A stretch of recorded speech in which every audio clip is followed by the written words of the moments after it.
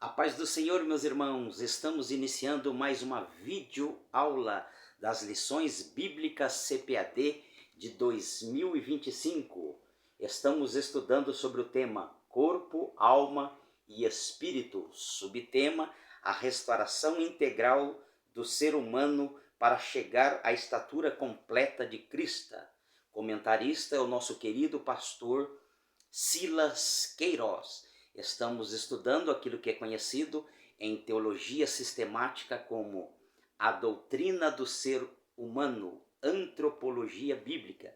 E hoje, a lição de número 4, estamos dando sequência a uma série de videoaulas para ajudar você na ministração da sua aula, com seus alunos, você professor, superintendente, professora da Escola Bíblica Dominical, fique conosco para aprender mais subsídios sobre as lições de número 4, com o tema O Corpo como Templo do Espírito Santo.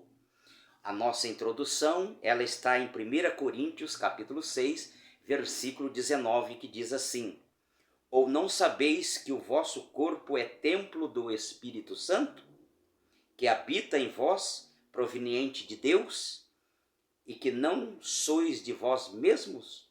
A nossa verdade prática também nos diz assim, uma síntese da aula de hoje. A nossa verdade prática nos diz assim: ter consciência de que o nosso corpo é a habitação do Espírito Santo faz toda a diferença na maneira como o possuímos.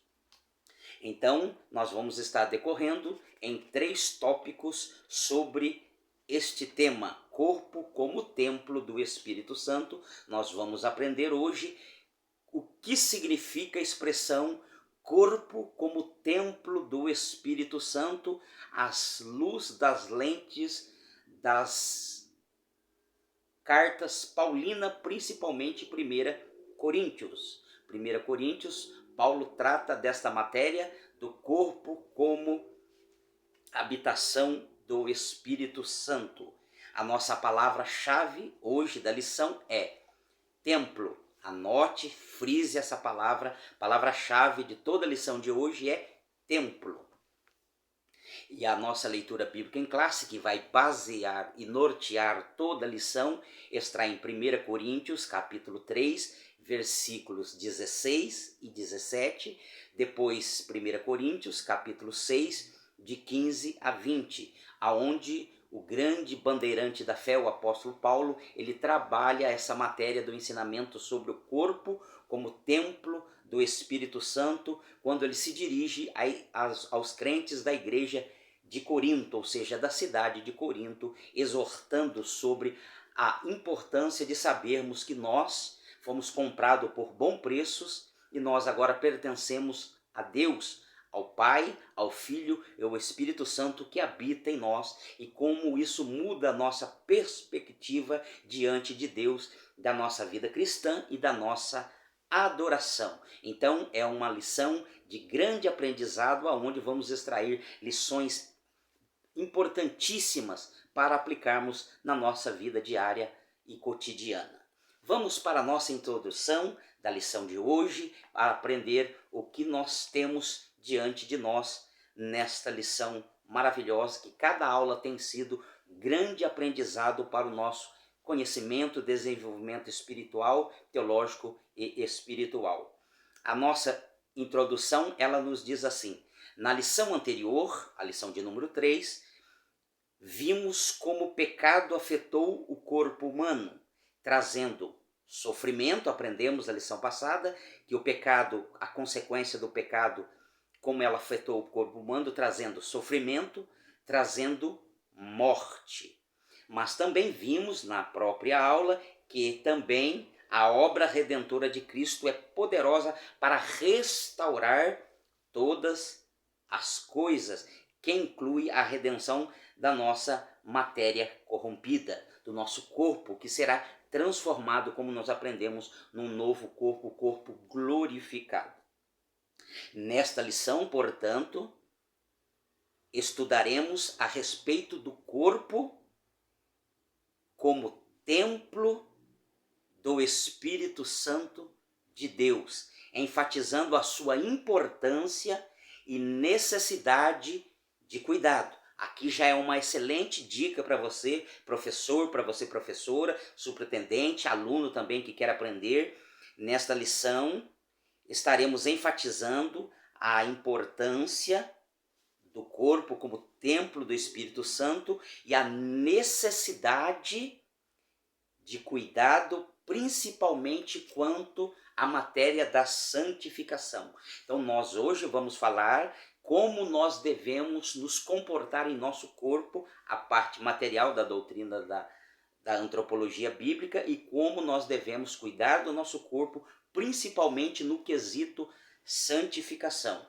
Paulo deixou isso muito claro para a igreja de Corinto, que era uma igreja que tinha vindo do paganismo, aonde adoração ao culto pagão, principalmente práticas pagãs e de prostituição ilícitas, estavam afetando a igreja. Então Paulo chama os cristãos para a responsabilidade de cuidar do corpo como templo do Espírito Santo. É o que nós vamos ver na aula de hoje. Como de costume, a nossa lição ela é dividida em 3 tópicos. O primeiro tópico nós vamos abordar corpo, propriedade e habitação divina. O segundo tópico nós estaremos falando sobre corpo como tabernáculo.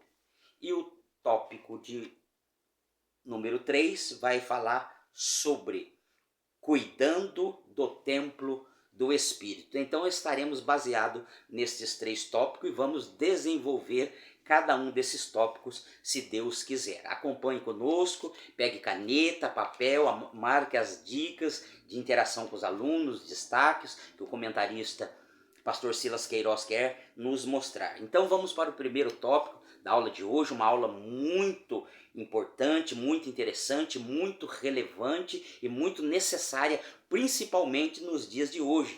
Hoje nós vivemos naquilo que é conhecido como a sociedade envolvida no hedonismo. No hedonismo é o prazer a qualquer custo. O que importa para o ser humano, para o homem, quando falo homem, me refiro ao homem e à mulher, a prazer e a satisfação do corpo. Tudo gira em torno do prazer e da satisfação do corpo. Mas à luz da palavra de Deus, Deus tem ensinamentos importantíssimos para nós. O primeiro subtópico do primeiro tópico nos diz assim: comprado e selado. Essas são 2 expressões importantíssimas no Novo Testamento, principalmente nas cartas paulinas. Nós fomos comprados como cristão, nova criatura, nós fomos comprados e selado pelo Espírito Santo. Assim como o espírito e a alma, nosso corpo também foi comprado por Cristo e tem o selo do Espírito Santo. Olha que interessante. Assim como a alma e o espírito foram comprados por um bom preço, por Cristo Jesus na cruz, o nosso corpo também. Porque Deus nos comprou do nosso quando estávamos no pecado, Deus nos resgatou do pecado de forma integral. Deus nos salvou integralmente, Ele não salvou pela metade, Ele não salvou só o nosso coração. Pelo contrário, Ele nos salvou por completo. Olha que interessante. Por isso, fomos comprados por Cristo e temos o selo do Espírito Santo. Vamos desenvolver um pouquinho sobre o selo do Espírito Santo e o penhor do Espírito Santo no decorrer dessas aulas. Isso nos torna propriedade de Deus em todos os aspectos. Hoje eu não vivo mais, mas Cristo vive em mim. Hoje eu não sou dono do meu próprio corpo. Hoje o meu corpo, minha alma, meu espírito pertencem a Deus. Deus nos comprou por bom preço através do sacrifício de Cristo no Calvário. Inclusive no físico, que é literalmente templo e santuário. E é interessante essa linguagem de Paulo, é uma linguagem simbólica, ele está remetendo ao Antigo Testamento, quando fala de templo e de santuário. Nós vamos desenvolver esse tema. Ele então usa o corpo como uma linguagem figurada do templo e do santuário. Por que Paulo usa templo e santuário? Porque o templo e o santuário era o lugar da habitação de Deus, aonde Deus habitava e assim por diante. Como Jesus prometeu aos discípulos: e eu rogarei ao Pai, e eles vos dará outro consolador. Quando Jesus estava terminando o seu ministério terreno, lá no Evangelho de São João, João deixa muito claro os últimos ensinamentos, ou as últimas instruções de Jesus Cristo, a partir do capítulo 13 de João até o capítulo 17, João vai falar muito das últimas instruções, aonde João insere o ensinamento de Jesus sobre o outro Consolador. Quando ele fosse assunto aos céus, ele não nos deixaria órfãos, ele enviaria o outro Consolador, para estar para sempre convosco. Está lá em João 14, 16 e 17. A expressão habita convosco e estará em vós indica dois estados distintos. Já grife aí, se você tem o hábito, como eu sempre tenho falado nas aulas anteriores, de grifar com marca-texto, com a caneta. Grife essa palavra e já destaque para os seus alunos para dar uma ênfase. Essa palavra indica dois estados distintos. Antes da morte e ressurreição de Jesus, os discípulos tinham a presença do Espírito Santo com eles. Eles tinham uma presença antes da morte e ressurreição de Cristo. O Espírito Santo estava presente na vida dos discípulos. Depois passaram a tê-lo dentro deles. Depois que Jesus foi assunto ao céu, e em Atos capítulo 2, com a descida do Espírito Santo, o Espírito Santo passou a habitar na vida do crente. Olha aí que interessante. Depois passaram a tê-lo dentro deles para a experiência da regeneração. Muito bem. Como acontece com todos que nascem de novo. Então todos aqueles que nascem de novo, que passam pelo novo nascimento, aquilo que é chamado como regeneração, automaticamente, quando ele nasce de novo, pelo processo do novo nascimento, o Espírito Santo agora habita nele. Que maravilha! Que privilégio nós temos de ter o Espírito Santo habitando em nossa vida. Isso é um privilégio singular. Esse é um privilégio que devemos louvar e agradecer a Deus por este privilégio de tê-lo habitando conosco. E tem várias referências, nós não vamos lê-las devido ao tempo, que é corrido e é curto, e vamos continuar. Então, como propriedade e habitação divina, temos de nos santificar. Vamos falar um pouquinho também da doutrina da santificação, vamos dar algumas pinceladas, alguns pontos da doutrina da santificação. Então, como propriedade divina, devemos cuidar da nossa santificação e nos dedicar, isso aqui é muito importante, eu quero destacar, devemos nos dedicar a Deus por inteiro. Devemos dedicar a nossa vida a Deus por inteiro. Enganam-se esse pensamento errado, errôneo, equivocado, de que, como eles dizem, Deus, ou seja, ele quer apenas o coração. Isso é uma falácia, não tem respaldos na palavra de Deus.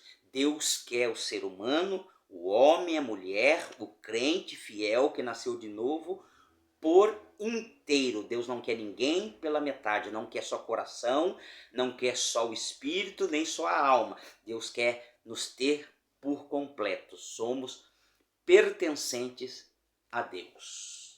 Então, essa falácia já cai por terra. Você pode comentar com seus alunos e chamar os seus alunos à participação da importância de Deus ter-nos por inteiro. E o segundo subtópico nos diz assim: não sabeis vós? É uma pergunta retórica que Paulo faz para os crentes de Corinto. Ele está chamando a uma pergunta retórica, porque eles sabiam. Não sabeis vós? A pergunta retórica feita por Paulo aos Coríntios indica que, apesar de serem ensinados pelo apóstolo, o apóstolo já havia ensinado sobre a mordomia do corpo, a teologia do corpo, que é uma excelente obra também para você estudar sobre a mordomia do corpo, sobre a teologia.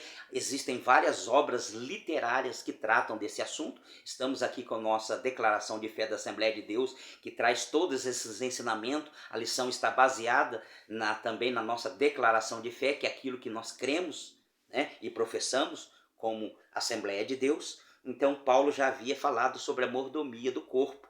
O apóstolo faz semelhante indagações por 4 vezes. Então Paulo quer chamar a atenção dos crentes de Corinto. Ele faz a indagação retórica por 4 vezes. Os coríntios eram imaturos e carnais. Esta é uma característica negativa que Paulo fala, principalmente a partir do capítulo 1, 2 e o 3 ali de 1 Coríntios. Paulo destaca que eles eram imaturos e carnais, precisavam de se desenvolver na maturidade cristã.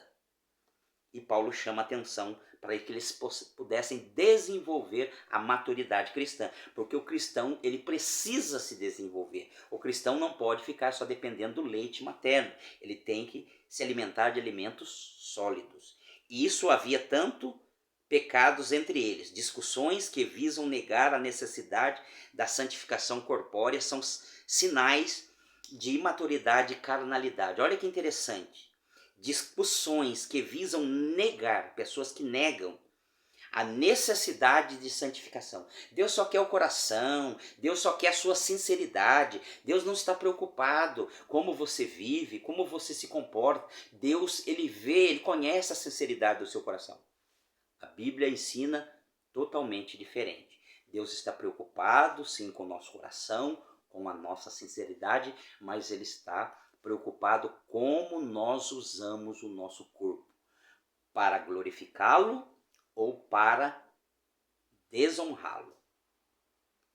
Inclusive as relativas ao versículo. Depois do pecado de Adão e Eva, os nossos progenitores, os nossos representantes federais, nós já falamos sobre eles, depois de Adão e Eva, se cobriram com aventais e folha de figueira, né, cobrindo a sua nudez depois da vergonha do pecado original. Deus substituiu por roupas de pele, demonstrando que o corpo, olha que ponto que o nosso comentarista vai lá em Gênesis 3:7, demonstrando que o corpo, seja da mulher, seja do homem, não deve ser fragilmente coberto e ficar sujeito à exposição com o objetivo de tentação e cobiça. Irmãos, isso daqui é muito importante. Nós devemos cuidar não só a mulher, mas o homem, nas nossas vestimentas. Pedro deixa muito claro sobre a modéstia.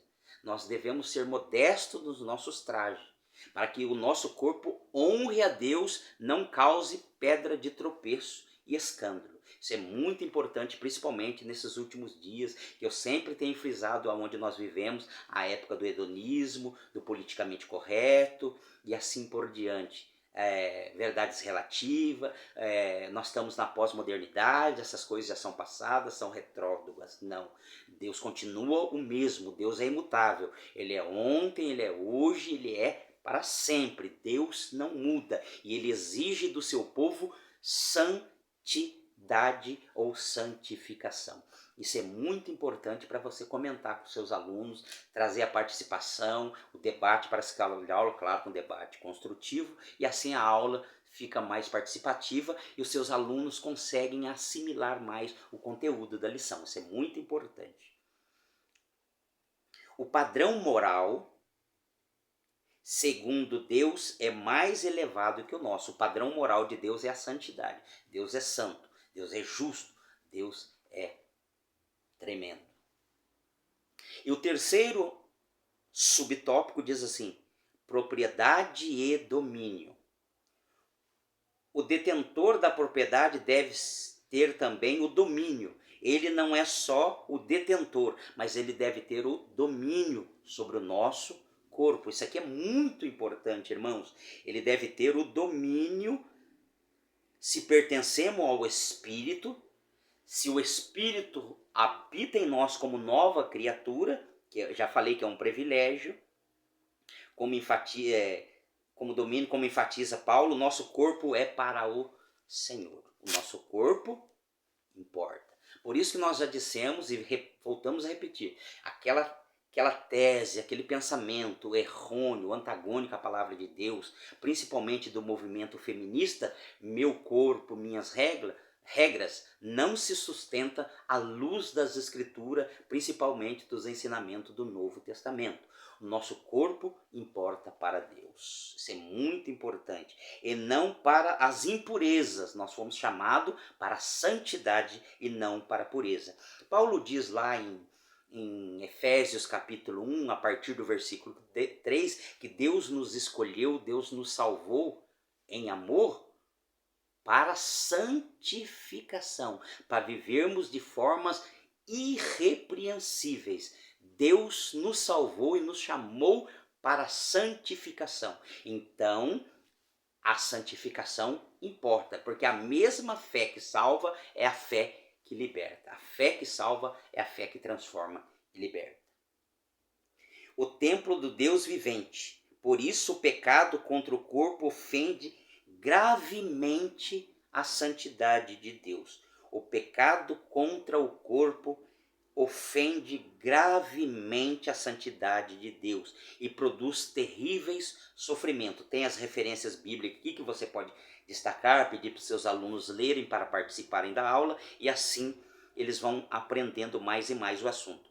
Quando isso acontece, olha aí, quando isso acontece, o pecado contra o corpo, que é muito importante este assunto, quando isso acontece, somente, grife aí, somente, a palavra somente, grife aí, somente um profundo arrependimento e sincera confissão produzem uma verdadeira e completa cura e restauração.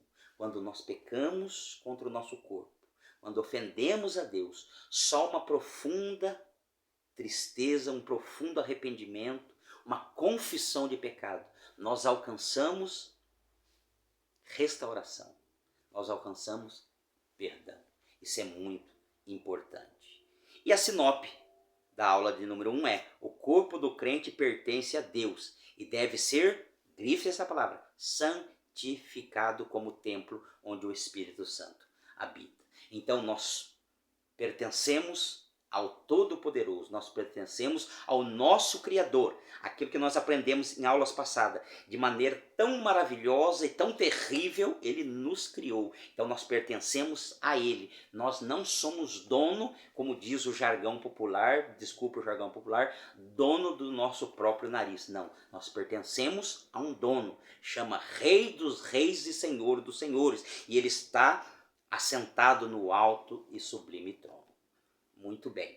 Vamos então agora para o nosso segundo subtópico, para aprendermos mais um pouquinho sobre o nosso corpo como templo ou santuário do Espírito Santo. O segundo tópico diz assim: corpo como tabernáculo. É uma linguagem que eu já disse, uma linguagem figurada que Paulo usa, reportando ao Antigo Testamento, quando existia o tabernáculo e depois o templo que foi construído, o templo de Jerusalém. Primeiro subtópico, portador da presença. Meus irmãos, isso daqui é forte, isso daqui é muito importante. Portador da presença. Uma das figuras aplicada ao corpo no Novo Testamento é o tabernáculo, que foi realizado lá no Antigo Testamento, quando Deus deu ordens específicas para Moisés construir o tabernáculo, aonde Deus ia habitar no meio do seu povo. É o lugar da habitação de Deus. Olha que coisa linda, tremenda. Ser crente é muito bom, irmãos. Somos portadores da presença de Deus. Você já parou para imaginar que dentro de você, meu irmão, minha irmã, dentro de você mora o grande Deus que fez os céus e a terra? Isso é magnífico. Isso aqui nos dá um senso de adoração, um senso de conhecermos as nossas limitações e rendermos louvores e adoração ao nosso Deus. Paulo e Pedro usam essa mesma linguagem metafórica. Brevemente hei de deixar este tabernáculo. Isso nos remete ao Antigo Testamento, ao tabernáculo de Moisés. Me farão um santuário e habitarei no meio deles. E farei um santuário e habitarei no meio deles. Êxodo 25:8. Muito interessante. E solidifica o entendimento do corpo como portador. Grife mais uma vez esta frase, comente com seus alunos. Como portador da presença de Deus. Romanos 8:11. O Todo-Poderoso, o Criador dos céus e da terra, o excelso, o Yahvé, o majestoso Deus Todo-Poderoso, decidiu viver entre mim e você. Meu irmão, minha irmã, Deus mora dentro do seu coração. Isto é um privilégio que nós temos. Uma tão frágil habitação que o apóstolo Paulo chama de vasos de barro, mas que carregam o tesouro precioso do Evangelho. Isso é magnífico, isso muda a nossa cosmovisão diante deste mundo corrompido, deste mundo que não quer saber de Deus. O crente tem uma nova visão da presença de Deus. Segundo subtópico, tabernáculo e tricotomia. Aqui o comentarista vai usar a analogia do tabernáculo, que tinha 3 repartições, para se referir à tricotomia humana. As 3 repartições: corpo, alma e espírito, que nós estamos estudando. A analogia do tabernáculo reforça também um aspecto tricotômico do ser humano. A composição em 3 partes, assim como a edificação feita no deserto, o tabernáculo compreendia, primeiro, o pátio, um espaço externo e aberto. Segundo, o lugar santo. E terceiro, o lugar santíssimo, ou santo dos santos. O tabernáculo, então, era dividido por essas 3 divisões. O pátio externo, o lugar santo e o lugar santíssimo. Assim é a habitação do ser humano: o corpo, a alma e o espírito. Um espaço interno único, coberto e separado apenas por um véu, o que lembra a tênue divisão entre a alma e o espírito, Hebreus 4:12. Quando o tabernáculo foi levantado, a glória do Senhor encheu completamente. Assim a presença do Espírito Santo na vida do crente. Assim é a presença do Espírito Santo na vida do crente, do cristão que nasceu de novo, passou pela regeneração. Enche-o em sua integralidade, por completo. Deus enche até o topo. Isso é maravilhoso. Corpo, alma e espírito. Somos dominados pelo Espírito Santo. Paulo trabalha muito isso em Gálatas. Ou andais na carne, cumprireis a obra da carne, ou vocês são controlados pelo Espírito Santo e vocês produzem o fruto do Espírito Santo. Isso se torna ainda mais evidente nas gloriosas experiências pentecostais. E o terceiro e último subtópico diz assim: um tabernáculo guiado. Outra lição espiritual que experimentamos da metáfora do tabernáculo é a importância de ter a presença de Deus como guia permanente e eficaz em nossas vidas. Então nós não andamos mais nos nossos próprios caminhos. Hoje quem nos guia, quem nos leva para tomar todas as nossas atitudes é o Espírito Santo. O cristão é guiado pelo Espírito Santo. O Espírito Santo guia o seu caminhar, o seu deitar, as suas atitudes. Toda a atitude do cristão é pautada pelas Escrituras e pela ação do Espírito Santo. Ser sensível ao Espírito Santo nos livra de decisões. Olha o que eu acabei de dizer. As nossas decisões são pautadas pela ação do Espírito Santo e pela sua palavra. E o comentarista reforça: o Espírito Santo nos livra de decisões, movimentos errados em nosso viver diário. O cristão tem que viver para a glória de Deus. O meu corpo é para a glória de Deus. Deus tem que ser glorificado no meu corpo, no nosso corpo. É melhor seguir a nuvem, quer de dia, quer de noite. A síntese do tópico 2 diz assim: assim como o tabernáculo abrigava a presença de Deus, o corpo do crente é uma habitação e é guiada pelo Espírito Santo. E nós agora vamos para o último tópico, que é o tópico de número 3 e os seus respectivos subtópicos. Olha que interessante o último tópico também. Cada tópico é um aprendizado. Cada aula, irmãos, eu tenho aprendido muito nas lições bíblicas CPAD, que a nossa casa publicadora tem trazido ensinamentos maravilhosos para o nosso crescimento espiritual. Cuidando do templo, olha aí a importância, cuidando do templo do Espírito. Primeiro tópico, subtópico, fugir da prostituição. Olha que interessante. O substantivo grego que Paulo usa, fugir da prostituição, é um termo grego que é bem conhecido, é porneia, traduzido como prostituição em 1 Coríntios 6,18.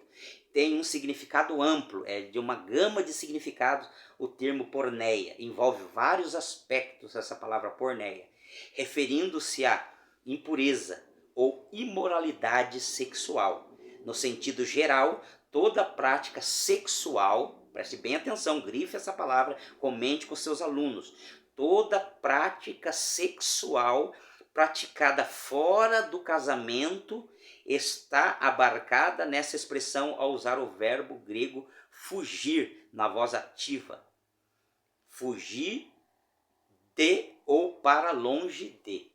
E o interessante é que quando a palavra, o Novo Testamento, se refere ao diabo, preste bem atenção, quando se refere ao diabo, diz assim a palavra de Deus: resisti ao diabo e ele fugirá de vós.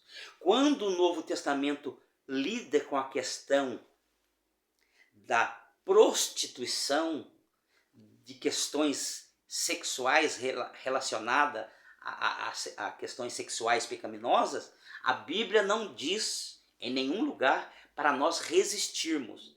Não, a Bíblia manda nós fugirmos da prostituição, fugir da aparência do mal. É o clássico exemplo de José no Egito contra a mulher de Potifar. Ele fugiu da prostituição ou da tentação. Então, um ensinamento para nós: fugir, não resista, fuja da presença do mal, fuja das práticas ilícitas sexuais. Isso aqui é uma lição para nós.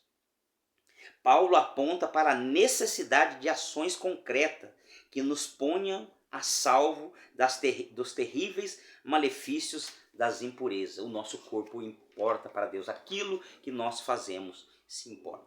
Sexuais, o que começa pelo cuidado com os olhos. Jó 31:1 e Salmo 101:3. O que vemos, como vemos, determina se o nosso corpo será cheio de luz ou de treva. O que vemos e como vemos determina se o nosso corpo será cheio de luz ou de trevas. Mateus 6, 22 a 23. Ser cheio de luz ou de trevas, além dos nefastos efeitos espirituais que acarreta, os pecados sexuais produzem também graves consequências físicas, preste bem atenção, além de problemas e consequências espirituais, também produz graves consequências físicas e mentais. A pornografia, por exemplo, tem se tornado um vício altamente destrutivo. Tem destruído lares, tem destruído casamento, tem destruído jovens, moços e moças, porque hoje, neste mundo, como nós dissemos no início da aula, da pré-aula, esse mundo hedonista que só pensa no prazer, as mídias sociais, a banalização do sexo. O sexo não é mal em si, o sexo foi instituído por Deus, mas a banalização do sexo tem levado a todo tipo de pecado. O alerta divino, imperativo e radical é fugir. Não existe outra forma. Segundo subtópico, disciplinas espirituais para cuidar do corpo. Isso aqui é muito importante. Disciplinas espirituais. E quais são essas disciplinas espirituais que eu devo produzir através do meu corpo? Nós vamos desenvolver esse pensamento agora. Para uma vida espiritual plena como templo do Espírito Santo, não basta que os membros do corpo deixem de ser instrumento do pecado. Só isto não basta. É importante, é necessário, mas não basta. Por quê? É preciso apresentá-los a Deus como instrumentos de justiça. Nosso corpo deve ser apresentado a Deus como instrumento de justiça. Romanos 6, de 12 a 13. E culto em sacrifício vivo, santo e agradável a Deus, que é Romanos 12, versículo 1. É por meio do corpo, grife essa palavra, é por meio do corpo que praticamos as mais importantes disciplinas da nossa vida. Olha que interessante isso daqui. É mais um destaque para você compartilhar com seus alunos. É preciso apresentá-los a Deus, porque é por meio do corpo que praticamos as mais importantes disciplinas da nossa vida espiritual, como o jejum para mortificar a carne e alimentar o espírito. A prática do jejum tem sido abolida em círculos cristãos. Devemos preservar e cultivar o jejum bíblico, não esse jejum inventado aí por pseudos evangélicos, mas o jejum bíblico deve ser cultivado na vida cristã. Segundo, oração. Jejum e oração andam juntos, não andam separados. Jejum e oração alimentam o nosso corpo, a nossa matéria, e nos aproxima mais de Deus, e mortificamos as vontades da carne. E, em terceiro lugar, os três andam juntos: jejum, oração e estudo da palavra de Deus. Esses três elementos espirituais que os reformadores chamavam de meios de graça para o cristão cultivar uma vida de santificação, uma vida santificada, é jejum, oração e estudo da palavra de Deus. Isso nos alimenta o nosso corpo, a nossa alma e nosso espírito, e nós chegamos mais perto de Deus, que são fundamentais para a contínua e fluente agência do Espírito Santo em nosso interior. Ele nos guia em toda a verdade, produz em nós o seu fruto, nos capacita para servir a Cristo e habilita em nosso coração como penhor da eterna redenção. Ou a garantia, o penhor é garantia. A primeira parcela já foi paga no Calvário, e a garantia é o Espírito Santo como garantia que um dia ele consumará a redenção. E agora nós vamos para o terceiro e último subtópico para nós concluirmos esta maravilhosa lição que será ministrada na Escola Bíblica Dominical. Incentive os seus alunos a participar da Escola Bíblica Dominical, que é a maior agência teológica do mundo. Convide os alunos, aqueles que não fazem parte da Escola Bíblica Dominical. Se nós queremos ser cristãos maduros, cristão que conhece a palavra de Deus, que está preparado para as eventuais armadilhas, estatuto do diabo, devemos ser o cristão da Escola Bíblica Dominical, frequentar o culto de ensino. Todos os cultos são importantes, mas a Escola Bíblica Dominical é fundamental na vida cristã. Disciplinas corporais. É um contrassenso ter o corpo como templo do Espírito Santo e tratá-lo sem o devido cuidado. Isso daqui é outro exagero que infelizmente acontece no meio cristão. cuida-se do espiritual e esquece o físico espiritual. Devemos ter boa alimentação, já falei em outras aulas, devemos ter boa alimentação, devemos praticar atividade física para cuidar do corpo, devemos procurar os médicos para tratarmos de algum problema, fazer um check-up e assim por diante. Devemos cuidar do templo do Espírito Santo. Uma boa alimentação regrada faz muito bem para a saúde e nós cuidando do corpo. Paulo disse a Timóteo, cuide de ti mesmo e dos outros. Paulo orientou ao jovem pastor Timóteo. Dentre esses cuidados estão a quantidade, isso é importante, a quantidade e a qualidade da alimentação. Às vezes se afirma em tom jocoso que o crente não bebe, mas come muito. Esse é um termo jocoso que o cristão ele não bebe, mas ele come muito. Esse não é o padrão bíblico. Não seria reflexo da falta de moderação de alguns? Além do aspecto alimentar, o descanso é fundamental. Trabalhar é muito importante, mas o descanso faz parte, um sono reparador faz parte. Especialmente o sono, exercício físico, como também são importantes cuidados para o corpo e a mente. Cabe-nos também fazer uso regular de meios de saúde preventivos e curativos disponíveis. E eu quero concluir então com você, esta maravilhosa aula, esse grande aprendizado, e nas próximas aulas estaremos dando sequência a essa série de estudo sobre a temática corpo, alma e espírito, e o nome do Senhor é glorificado, e nós usaremos o nosso corpo para a glória de Deus, para que o nome do Senhor seja glorificado. Se você gostou do vídeo, compartilha, comenta aqui embaixo, deixa seu parecer, compartilha com mais pessoas para que possam ser alcançados à luz da palavra de Deus.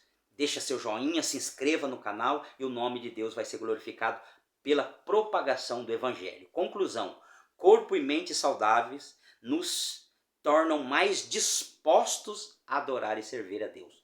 Corpo, mente saudável nos torna mais dispostos para adorar a Deus e o nome do Senhor é glorificado. Que vivamos de maneira sábia e equilibrada como templo do Espírito, um elevado privilégio, fruto da graça de Deus em Cristo Jesus. Deus vos abençoe em Cristo Jesus.